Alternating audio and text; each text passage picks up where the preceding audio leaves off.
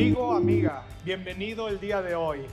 Esperemos si te agrade este mensaje y que Dios hable a tus vidas. El día de hoy vamos a hablar sobre nuestra serie llamada Dolor Amargo.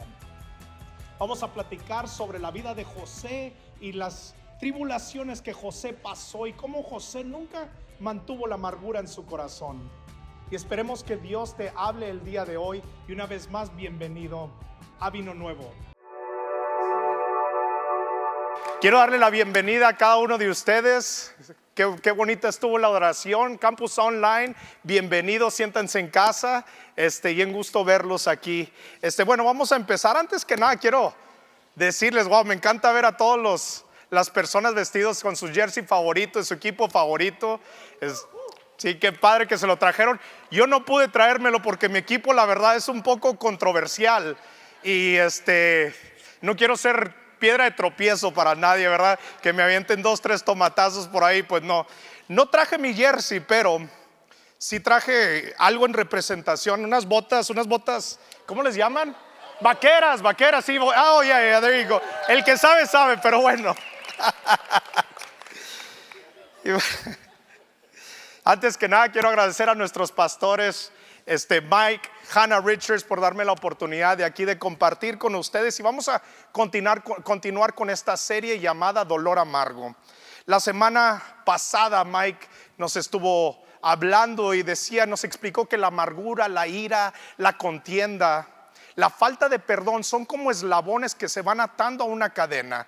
Y esos eslabones, esa cadena puede impedir que nosotros podamos avanzar en el propósito que Dios tiene para nuestra vida. Y a veces sentimos que nosotros no avanzamos en nuestros negocios, en nuestra familia, en nuestras relaciones, debido a que estamos atados a una atadura de amargura. Y hoy quiero seguir profundizando sobre este tema a través de una de mis historias favoritas, la historia de José. La podemos encontrar en Génesis capítulo 37 en adelante. Y bueno, aunque acabamos de terminar una historia de José, sé que hace un par de meses, sé que en la historia de José hallamos mucha riqueza, mucha sabiduría en la cual podemos aprender el día de hoy. Me gustaría platicarte un poco sobre la historia para después llegar a la primera lectura del día de hoy. Dice José es el hijo favorito de un hombre llamado Jacob. José era el hijo número 11 de 12 hijos, y Jacob, el padre de José, lo quería más que a todos sus hermanos. Para mostrar ese favor hacia José, Jacob, el padre, le regala una túnica de múltiples colores, y eso causa que los hermanos ya no lo quieran mucho, ya empiecen a estar celosos de lo que era José para su padre. Entonces José, alias el soñador, tiene 2 sueños. Y en estos 2 sueños él ve a sus hermanos e incluso a sus padres postrándose ante él en señal de reverencia y entregándole la autoridad a José. Y José hace lo que cualquier persona que tiene un sueño debería de hacer, ¿verdad? Va y le cuenta a sus hermanos: oye, tuve un sueño y pues que tú te ibas a estar inclinando hacia mí. Ese es sarcasmo, por favor, nunca cuenten sus sueños a la gente. Es entre tú y Dios. Pero va y les dice les platica, ¿verdad? Y eso causa que la amargura y el odio de los hermanos hacia José crezca aún más. Y un día Jacob, el padre, lo manda a José y le dice: ¿sabes qué, José? Quiero que vayas a checar a tus hermanos. Y mientras ven a José yendo hacia ellos empiezan a formar un complot para matar a José. Y uno de sus hermanos, Rubén, sugiere y dice: ¿sabes qué? No hay que matarlo, mejor hay que echarlo a un pozo, a una cisterna. Entonces lo toman, le desgarran las vestiduras, la túnica que él tenía, y lo echan violentamente ahí en el pozo. Imagínate esto. Yo no me imagino lo que estaba pasando en la mente de José mientras estaba en el fondo de ese pozo. Recién despojado de su túnica, recién golpeado, sintiendo un dolor físico, sintiendo un dolor emocional debido a la traición de sus propios hermanos. ¿Qué estaba pasando en la mente de José durante ese tiempo? Porque no solo había sido herido físicamente cuando fue aventado al pozo, sino fue golpeado emocionalmente. Y a veces los golpes emocionales van a doler mucho más que los físicos. No es lo mismo tampoco que cualquier extraño te cause dolor. No es lo mismo tampoco que cualquier extraño llegue y te diga una palabra que realmente no te gustó. No es lo mismo eso a que un familiar, una persona que tiene tu propia sangre, tu propio ADN, que esa persona te cause mal. El dolor es mucho más intenso cuando es por parte de una persona que está a tu lado. Ahora imagínate a José. Estaba tirando en esa cisterna pensando, con la mente llena de preguntas: ¿por qué estoy aquí? ¿Por qué me pasó esto a mí? ¿Por qué me despojaron a mí de mi túnica? ¿Qué hice yo para merecer esto? José solo estaba obedeciendo las órdenes de su padre cuando iba a verlos. Solo estaba cumpliendo la voluntad de aquel que le llamó para ir a supervisar a sus hermanos. Y aún así fue traicionado. ¿Ves? El hecho de que estés haciendo la voluntad de Dios y caminando en la voluntad de Dios no significa que no vendrán ataques. Y muchas veces estos van a venir de la gente que menos esperas.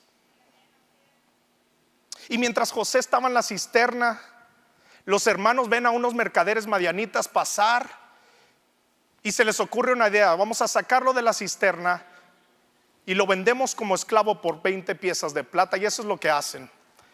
Entonces lo venden como esclavo y lo llevan a Egipto. Y en Egipto es vendido a un hombre llamado Potifar. Potifar era uno de los generales del faraón en ese tiempo.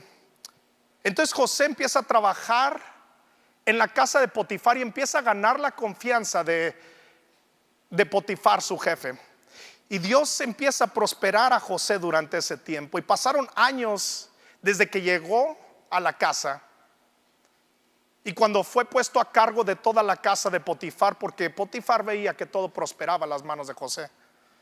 Y para ese entonces yo me imagino que sus heridas físicas ya habían sido sanadas.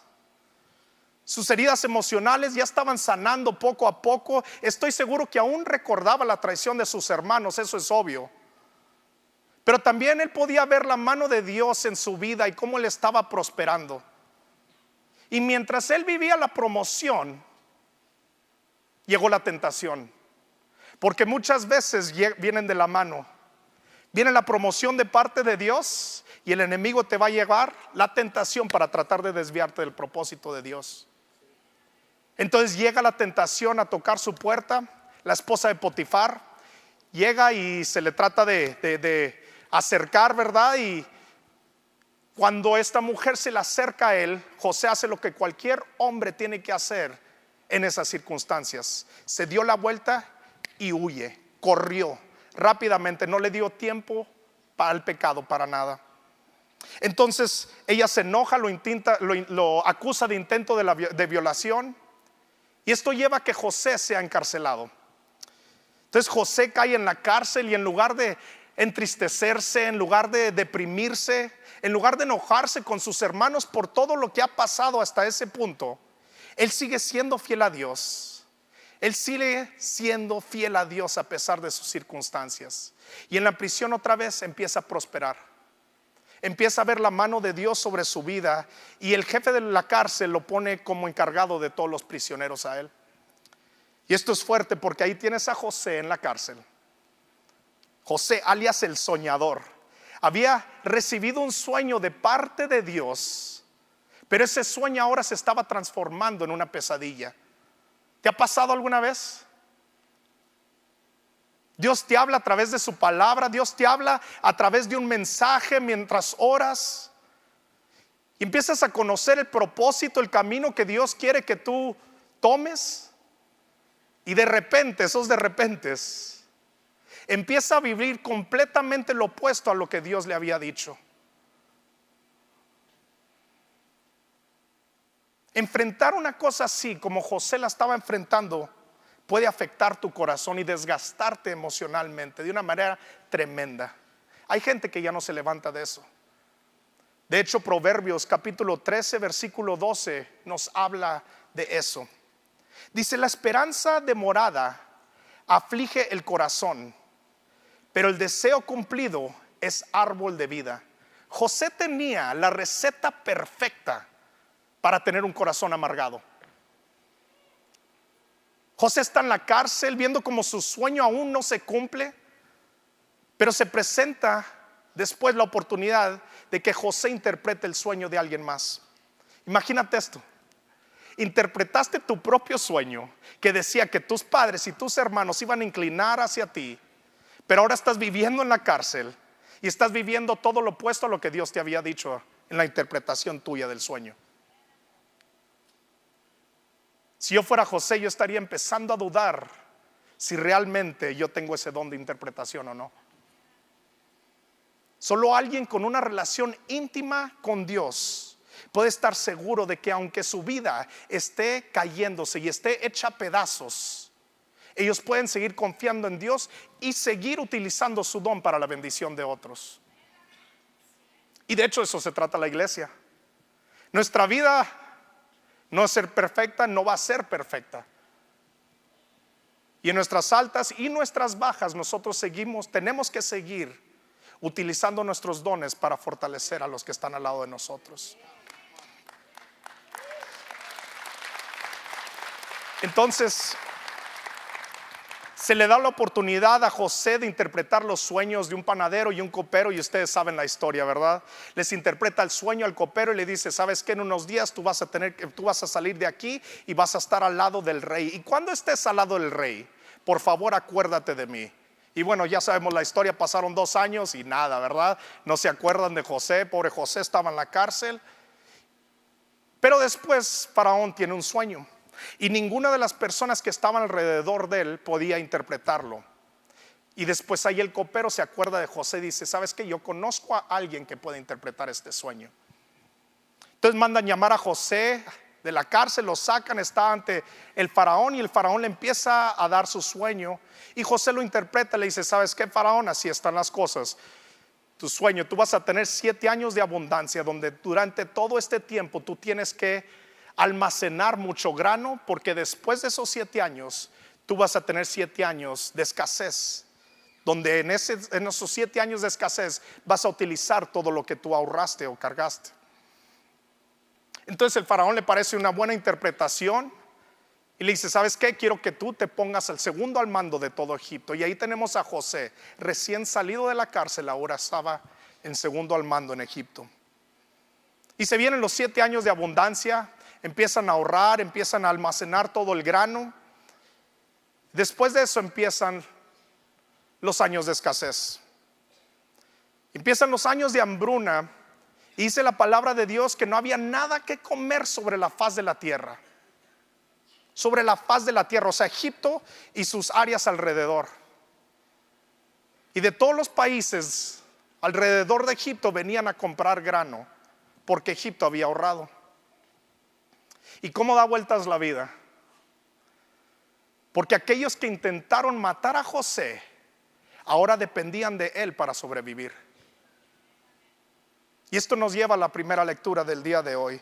Si pueden tomar su Biblia y abrirla a Génesis 45, versículo 4 y 8.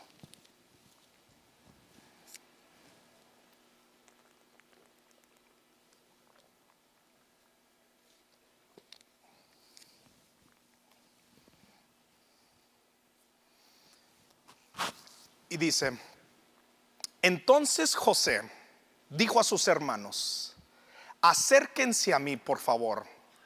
Y cuando se acercaron les dijo: yo soy José, su hermano, el que vendieron a Egipto. Pero ahora no se aflijan ni se arrepientan de haberme vendido acá, porque para preservar la vida me envió Dios delante de ustedes. Pues ya ha habido 2 años de hambre en medio de la tierra, y aún quedan 5 años en los que no habrá ni arada ni cosecha. Dios me envió delante de ustedes para ponerlos en un remanente sobre la tierra y para darles vida por medio de una gran liberación.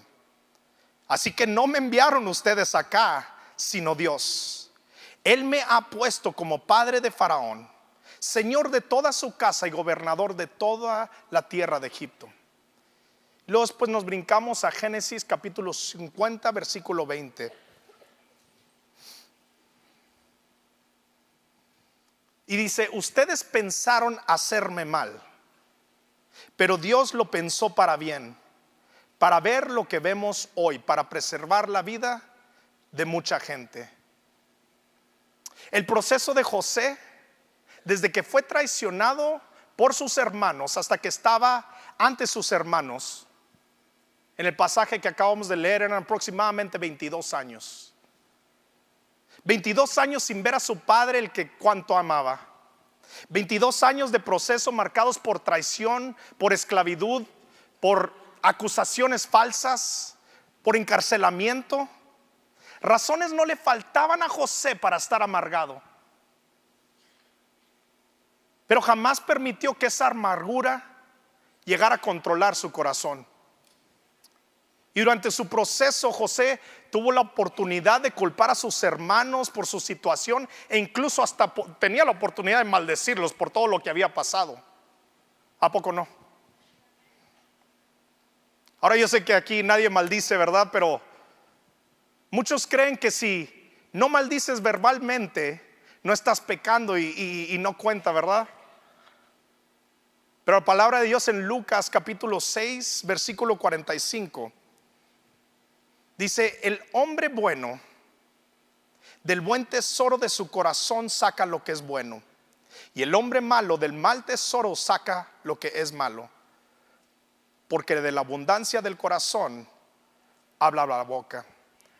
En otras palabras, ya cuando estás maldiciendo verbalmente, quiere decir que lo pensaste, lo concebiste en tu corazón, y ahora está saliendo el fruto de lo que tú mismo sembraste en un momento.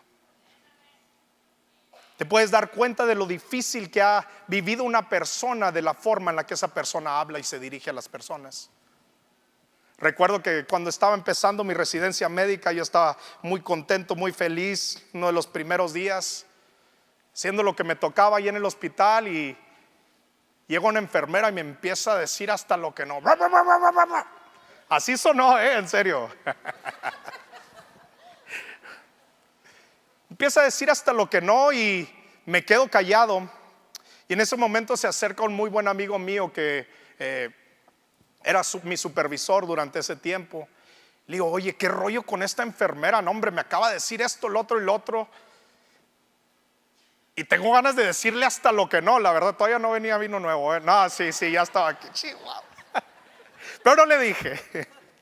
Le dije: tengo ganas de decirle hasta lo que no. Y él me respondió: Armin, esta mujer que te habló así normalmente es súper buena y bien atenta, pero ahorita ya está pasando por un divorcio severo. Mi hijo, todo es cuestión de perspectiva. Tú puedes interpretarlo como que te faltó el respeto, o interpretarlo como que esa persona está dolida y esa bala realmente no era dirigida a ti. Y después de ese consejo que me dio un hombre que no conoce a Dios, pude entender que siempre iba a tener dos opciones: enojarme y regresarle el fuá a esa enfermera, o tomarlo y desecharlo para nunca entrar en mi corazón ni en mi mente. Porque siempre vamos a tener dos opciones, familia. Y así José, él tenía que soltar la amargura y aferrarse a la palabra que Dios le había dado. José sabía que ni el diablo, ni demonio, ni nada ni nadie lo podría apartar del propósito de Dios, excepto una persona. Amigo, amiga, solo una persona te puede alejar del propósito de Dios. ¿Y sabes quién es? Tú y yo. Nosotros somos los únicos que nos podemos desviar. Dios nos dio libre albedrío a cada uno de nosotros.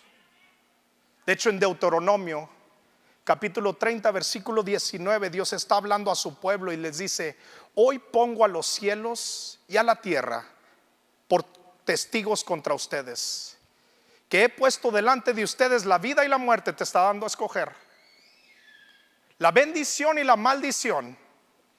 Escojan pues la vida para que ustedes y sus descendientes vivan.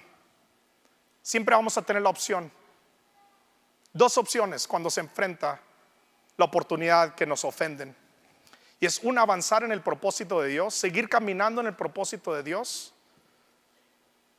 O la segunda es quedarnos atrapados en la amargura, en el resentimiento, empezar a lamentarnos y quejarnos del qué hubiera sido si hubiera quedado con él.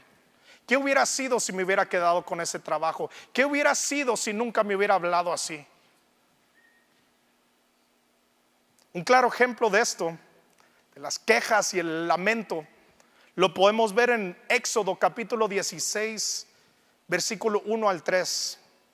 Y mientras lo vas abriendo, te quiero dar un poco de contexto. El pueblo de Israel había sido testigo del poder de Dios tremendamente. Israel vio cómo entraron las 10 plagas a Egipto. Ellos salieron con grandes riquezas que realmente no le pertenecían a ellos. Ellos vieron el poder de Dios cuando el Señor abrió el mar rojo y ellos pasaron en seco. Ellos vieron el mover de Dios. Pero después de todo eso, ahora el pueblo se encontraba en el desierto, en un lugar árido y difícil, donde comenzarían a empezar a enfrentar retos nuevos y pruebas difíciles. Y dice la palabra en versículo 1, dice: partieron de Elim, y toda la congregación de los israelitas llegó al desierto de Sin, que está entre Elim y Sinaí, el día 15 del segundo mes después de su salida de la tierra de Egipto. Dice: y toda la congregación de los israelitas murmuró contra Moisés y contra Aarón en el desierto. Los israelitas les decían: ojalá hubiéramos muerto a manos del Señor en la tierra de Egipto, cuando nos sentábamos junto a ollas de la carne, cuando comíamos pan hasta saciarnos. Pues nos han traído a este desierto para matar de hambre a toda esta multitud. Estas personas quejándose eran las mismas personas que años antes estaban orando para que llegara un libertador. Yo no los vi enojarse cuando estaban saliendo de Egipto. Yo no los vi enojarse cuando Dios abrió el mar rojo y pasaron en seco. Pero sí los veo enojarse cuando falta comida o cuando estaban pasando el calor en el desierto. Porque la amargura nunca va a salir a flote en los tiempos buenos.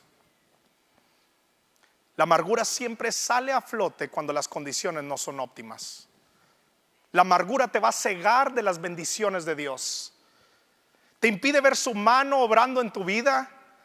Una persona amargada percibe las bendiciones como maldiciones.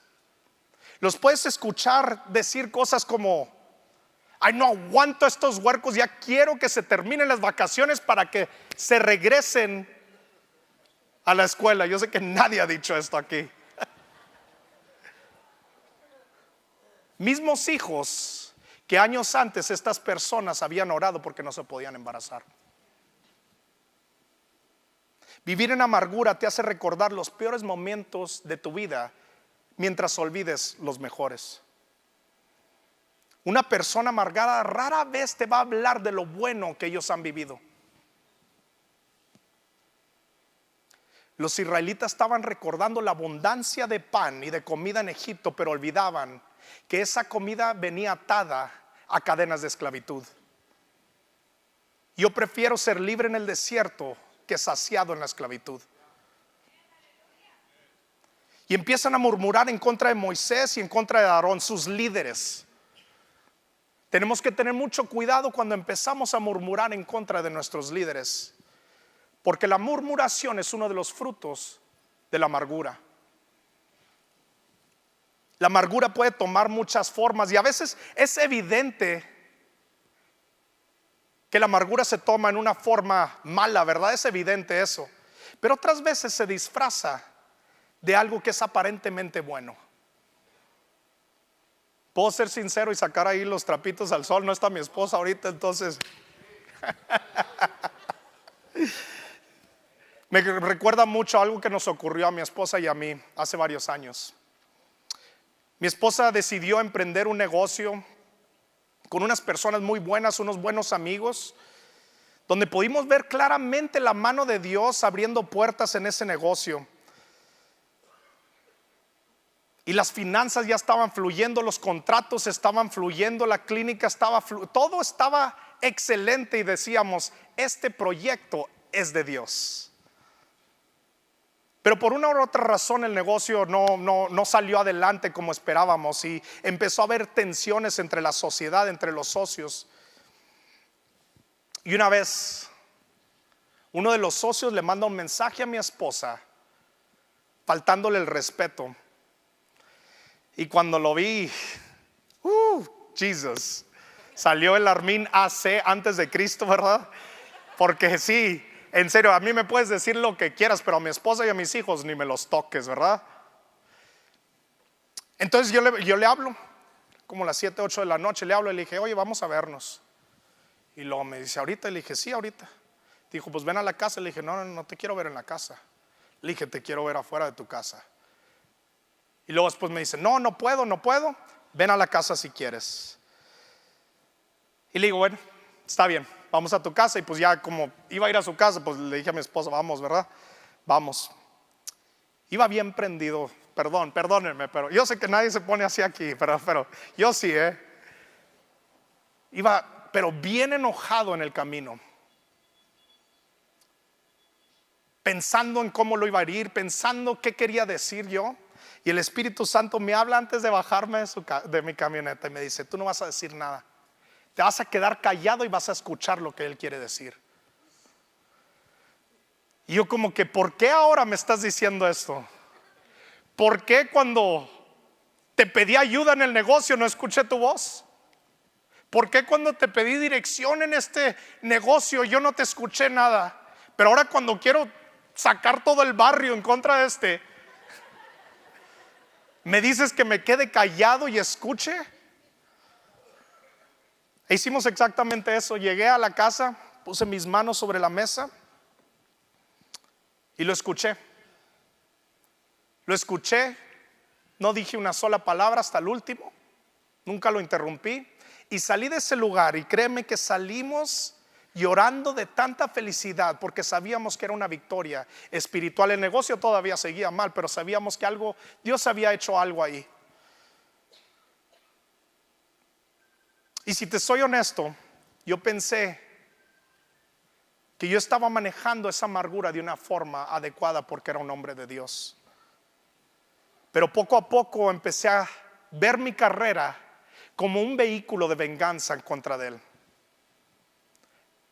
En una forma u otra yo quería superarme y ganar más dinero que Él para que Él supiera que yo podía más que Él. Yo quería que el gremio médico en El Paso supiera que yo sabía más que Él. Y empecé a alimentar mi carrera, mis estudios, por esa raíz de amargura, por esa vía de amargura. Porque la amargura va a tener un buen camuflaje, siempre tiene un buen camuflaje. Hay personas que pueden decir, yo no tengo amargura en mi vida, yo no tengo nada en contra de él, yo no tengo nada en contra de ella. Pero después puedes pensar, va a estar en la fiesta, pues me voy a vestir bien machín para que vea que se perdió.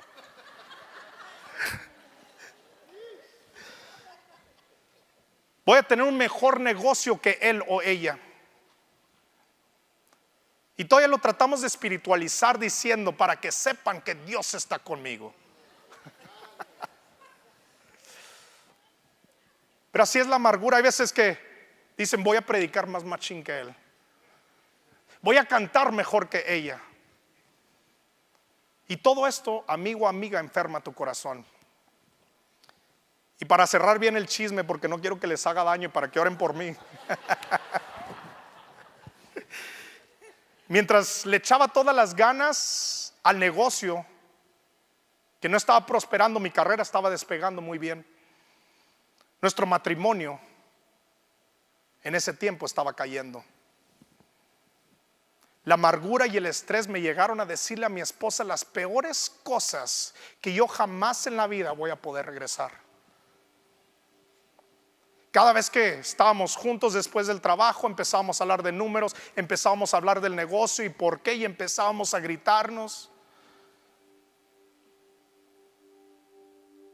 Y al final perdimos el negocio, pero ganamos un matrimonio. Perdimos el negocio, pero ganamos una familia. Ahora, ¿dolió perder el negocio? Claro que dolió. Cortar la raíz de amargura en tu corazón siempre va a doler. Pero yo te puedo decir que valió la pena. Puedo decir como dijo José en Génesis 50:20: ustedes pensaron hacerme mal, pero Dios lo pensó para bien, para hacer lo que vemos hoy. Y mientras nos ponemos de pie,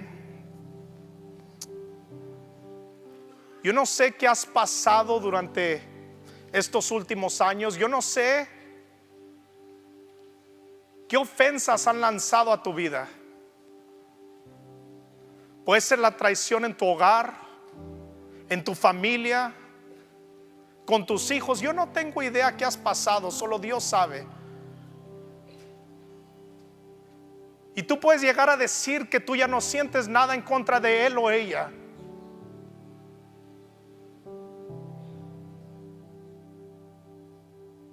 Pero hoy yo quiero pedirle al Espíritu Santo,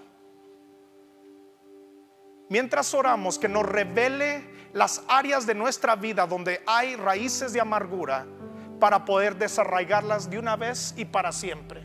¿Estamos conmigo? Amigos, espero y el Señor te haya hablado el día de hoy y expuesto áreas de nuestra vida donde todavía tenemos raíces de amargura. Antes de cerrar, me gustaría orar por ti. ¿Me acompañas? Señor Jesús, te doy gracias, Padre amado, por la palabra que has depositado en nuestros corazones. Yo te pido, Padre amado, que tú expongas cada raíz de amargura, cada raíz donde hay falta de perdón en nuestra vida, Señor Jesús, debido a ofensas que han sido lanzadas indirecta o directamente a nosotros. Te pido que tú expongas, que tu Santo Espíritu exponga esas raíces para que tú, Señor Jesús, las puedas cortar desde la raíz, Padre. Yo te pido, Padre amado, que nosotros seamos liberados por tu palabra, porque tu palabra dice que si el Hijo os libertare, libremente serás. Amén. Dios te bendiga y nos vemos el próximo domingo.